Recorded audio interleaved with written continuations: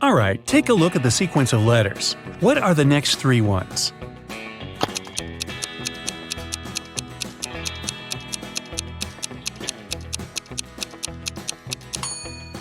Each of the letters is the first one of the numbers from 1. O stands for 1, T for 2, T for 3, F for 4, F for 5, S for 6, and S for 7. Then there must be E for 8, N for 9, and T for 10. And that's today's alphabet lesson. Take a look at the picture and tell who's a ghost.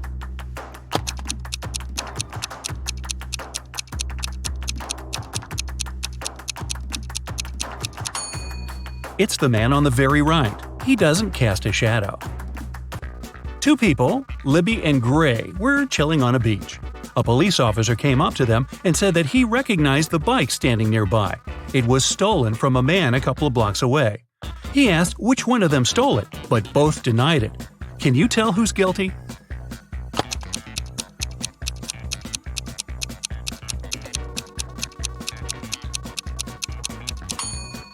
Take a look at the footprints. They lead from the bike to the place where Libby is sitting, so she must be the one who took it. After an accident, Samara was experiencing memory loss. 3 guys came to visit her: her twin brother, her long-lost cousin she hasn't seen for 10 years, and a guy from school who liked her but she never talked to.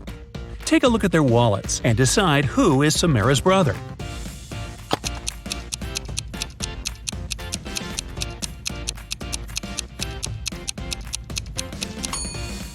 It must be this guy. Look, he has a picture with her. A random guy wouldn't have one. Neither would a long-lost cousin, because the photo wasn't made long ago. On the weekend, Kira and her friends were supposed to celebrate a birthday of a friend online, but Kira didn't show up. In school, her friends asked why she didn't come. She said that on Friday evening something happened, and she didn't have any internet or electricity for the whole weekend. She said that she used this chance to study and spent both days in front of the computer, writing her midterm papers. Her friends didn't believe her. Why?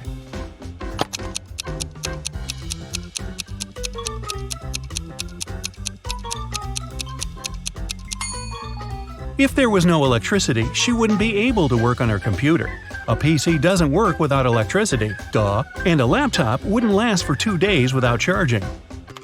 Lenore accidentally sent a message to her sister instead of her best friend and didn't want her sister to see it. She stole her sister's laptop and tried to delete it. However, the laptop required a password. Luckily, there was a hint: Math 2, Music 2, History 6 5, Drama 2 3. What's the passcode?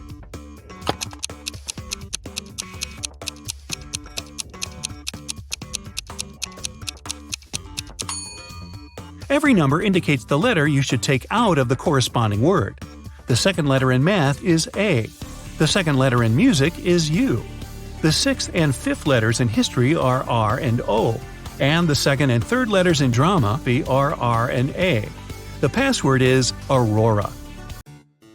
Esme was walking in the forest and got lost. Finally, like all the other times, she found the witch's house. Yeah, it's like Groundhog Day. She walked in, said hi, pet the cat, and asked to send her home.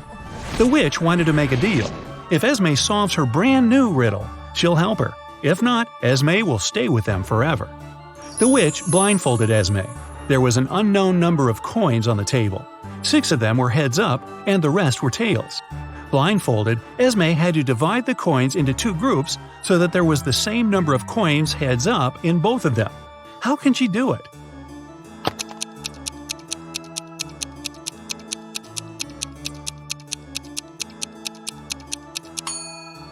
So, since there are 6 coins heads up, Esme grabbed 6 random coins and flipped them. No matter how many coins there are and how many heads up ones she picks, it always works.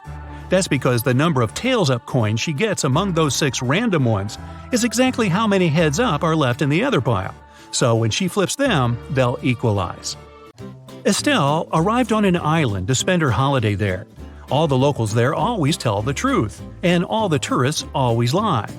2 girls approached her, and one of them said, "Hey, I'm Sylvie, I am a tourist here, and this is Tessa, she's local." Can you tell if the girls are locals or tourists?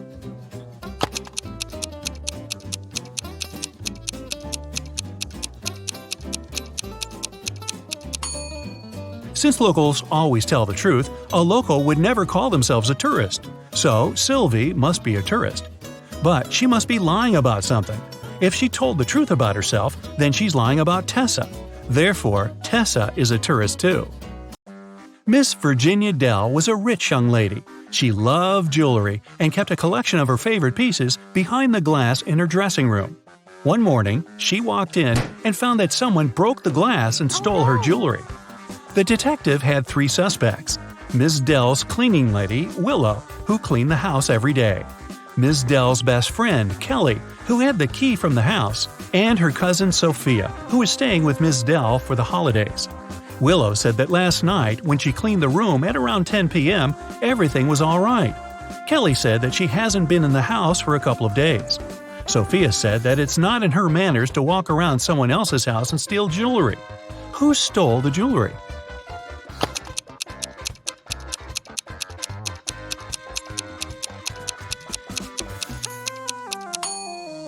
It's the cleaning lady.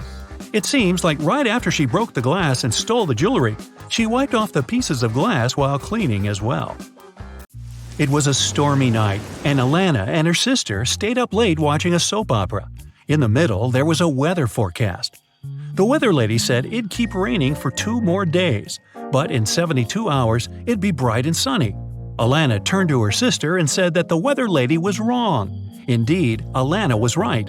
How did she know?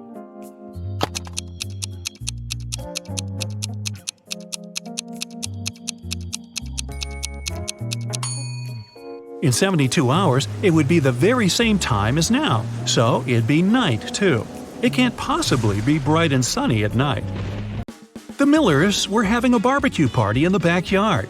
They made some fresh orange juice, and Giselle bragged that she could tell the difference between fresh juice and not very fresh juice. She asked her family to test her. She got blindfolded. Her brother brought some old juice from the fridge and let her drink it, and then he gave her some fresh juice. Giselle could tell the difference. How?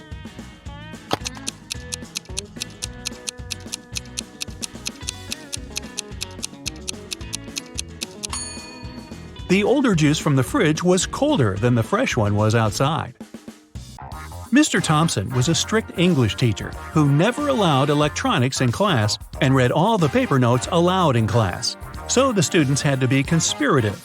Once, he read out the following note: 1, 2, 8, 13, 5, 31, 3, 15. I love this book. I used to read it every month. Can you decode what the note says?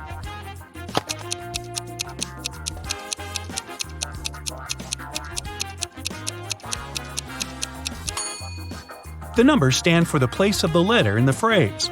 The first one is I, the second one is L, the 8th one is I, the 13th one is K, the 5th one is E, the 31st one is Y, the 3rd one is O, and the 15th one is U.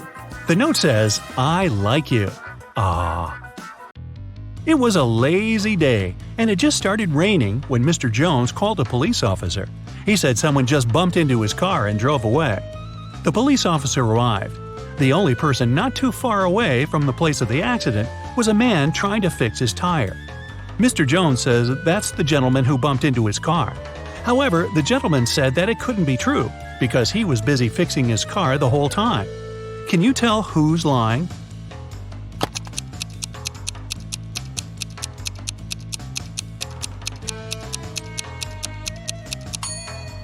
It's the guy fixing his car. The rain just recently started.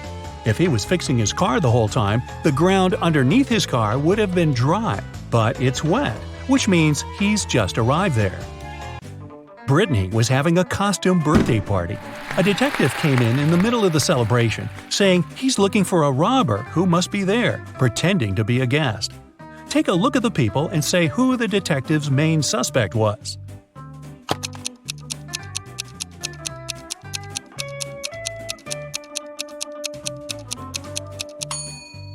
Look at this guy. Unlike all the other guests, his costume is totally inconsistent. It's a cowboy hat and Joker's jacket. He probably wore whatever he could find in a rush, trying to hide. Yvonne went on a business trip and asked her boyfriend, Dale, to go and buy her a special chocolate bar from a man who came there once a month at midday. That day, he was busy playing video games and totally forgot about it. Yvonne asked him if he got her the snack, and he said that all the bars were sold out when he came. He even sent her a picture at the park to prove he was there. Yvonne looked at the picture and realized that Dale had lied to her. How?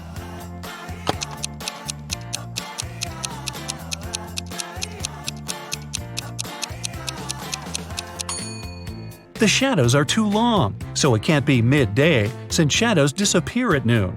And the clock that says it's noon could have been photoshopped. 5 students stand in line. Adeline isn't next to Cleo. Bellamy isn't next to Danica or Cleo. Nor Cleo nor Bellamy are next to Eloise. From your perspective, Danica is on the left of Eloise. What are each girl's names?